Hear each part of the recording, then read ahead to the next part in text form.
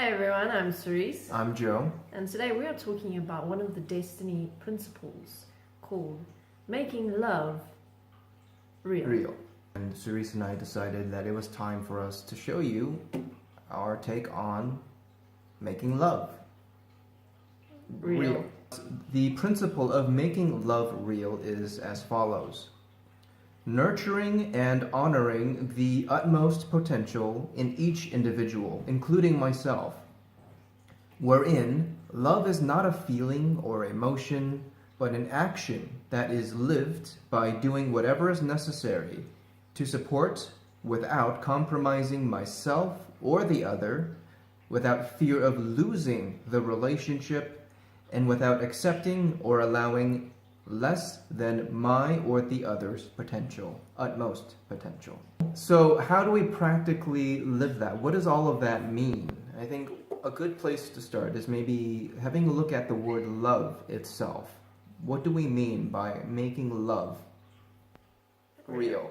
Most people in the world live the word love as this feeling, this experience you get when you look at someone in your life, or you've developed a relationship, or whether it's with a family member, where you feel this warmth and this overwhelming urge to protect them and spend time with them and give them what they want. Like they complete you, that they are an essential part of you, they're your special, significant other, they are your better half, all of these ideas and concepts of an experiential version of love. But there is another way to look at love and what love is in a more practical, real way. So at Destiny, the principle that we have transformed love into is that love for us is a living action. It is the honoring of who someone is and bringing out the best in them, supporting them to become the best possible version of themselves that they can be. So I think that to illustrate the point, we're both going to share some examples from our personal lives, how we used to live the word love and how we live it today, what's changed. So Yes. You go first. I had the idea of romantic love. That love meant you find a special someone, and you'll just know when you find them, because it's gonna feel so right. It's gonna feel like, oh my God, finally I'm complete. I found my perfect partner, my perfect match, and now we're gonna be happy for the rest of our lives because now we love each other. We have love, and there's the idea of all you need is love. All you have to have in the world is love. As long as we just love each other, then all the problems will go away. So I very much lived that in my life, and what I found was it didn't ever work out that way. Not once did it ever work out the way that it's portrayed in movies, in media, in the stories we tell our children, in the magazines, in the music, all of this ideal fantasy, romanticized feelings of love was never, ever real. So that was my experience of what love was. And since walking my process of investigating myself, utilizing the tools of self-investigation, and questioning more of these things, questioning these experiences and these emotions and all of the things I attached to love, I started to realize that love cannot exist as an experiential, emotional thing. Because even if you take that statement, love is all you need, really? Because you also need food, and you need air, and you need oxygen, and you can't live on love. You can't pay things with love, and ultimately you have to get real with the fact that love has to be a real expression, and it can't just exist in your emotions and your feelings and your personal private experiences, because that in no way benefits yourself or others and this world in a real practical way. For me, it was similar in the sense that before I changed my life to how I'm living now and standing within the Destiny Principles as I am now, love for me was also something that I was looking for. I was looking for a soulmate, a perfect person that would be everything that I ever wanted. And I went through a few relationships, and whenever I had a relationship that was based on that experience and that definition of love, what I would find is that it would just fizzle out over time, and that feeling would go away, and then I'd be stuck with this person who I was no longer in love with, and had to decide, okay, what am I going to do? Am I going to go and look for that feeling again? Because apparently this person's not the one. So then I'd just go out looking for that experience, looking for fix. It. And sorry, just have a kitten climbing up my leg. All right, yeah, there she is. Yeah, there you go. And so what's changed for me is that I learned that defining love according to that experience was selfish. Essentially, it was about looking for something that was only about me. It wasn't about anyone else. It was looking for a feeling, looking for an experience, looking for my happily ever after. And the less I wanted to participate in that kind of definition and lifestyle, the more I looked at, okay, how can I change how I'm living love? How can I make it something real, make it something substantial, make it something that's really going to change my life and change the lives of the people in my life. Let's see if I can give you a practical example of making love real.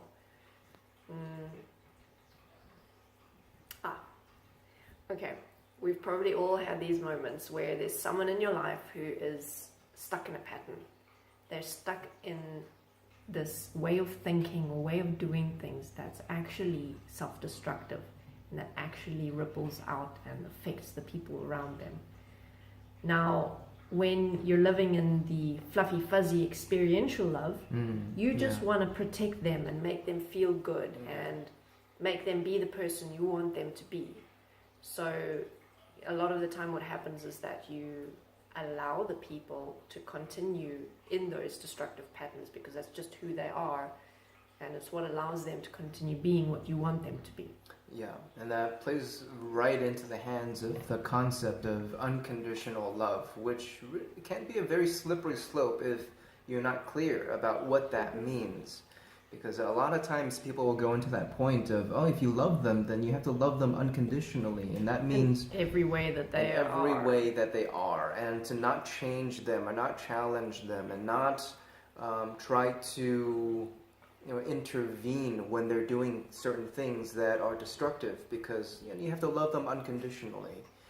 And that is a recipe for disaster, or at least a very long life of resentment. What I found I needed to do in those situations for those people is that I needed to be hard on them.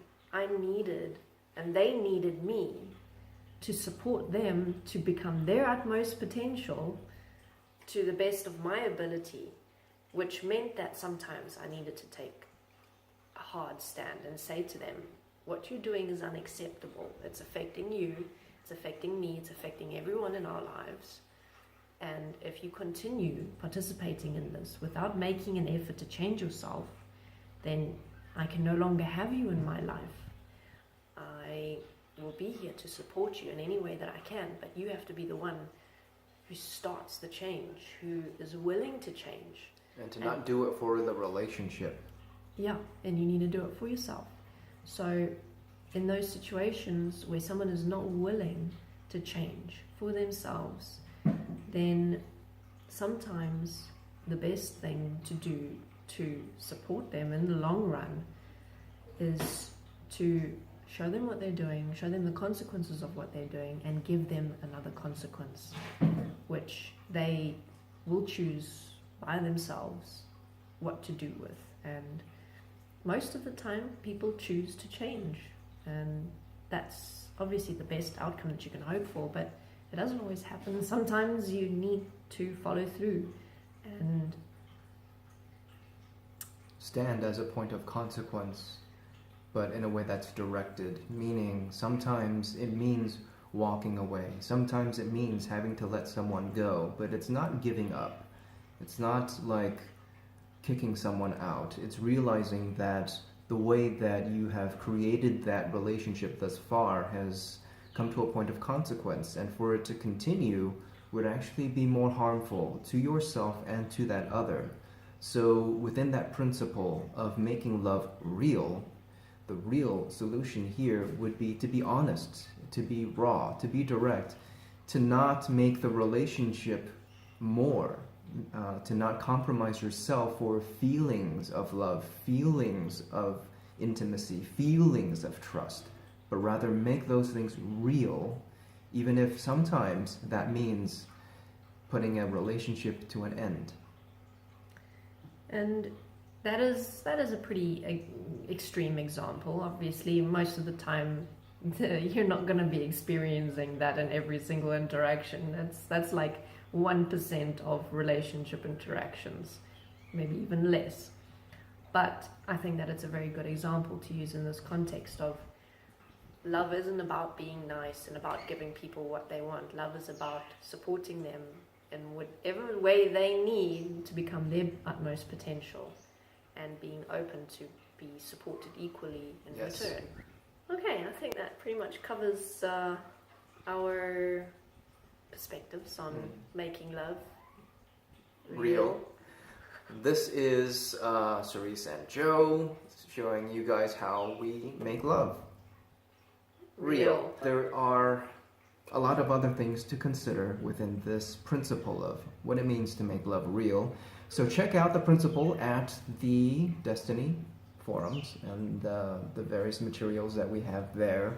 Also check out the other principles that are there. There are 13 of them, and we look forward to talking about each one. So for myself and Cerise, we'll leave you here for now with just sharing our individual perspectives on the personal dimension of making love real in your personal and interpersonal relationships. Thank you for watching. Please remember to like, share, subscribe, check us out on Patreon. We need your support to be able to continue doing what we're doing and grow within what we're doing and do more. Yes. So make your love real. Yeah, and don't just say, "Oh, I love you guys." I mean, talk is cheap. Yeah, show us you love us. Yeah. And our kittens. Yes. Because we have a lot of. There are a lot of cats in this house. There's so many. Too many. Okay, we're gonna stop talking now.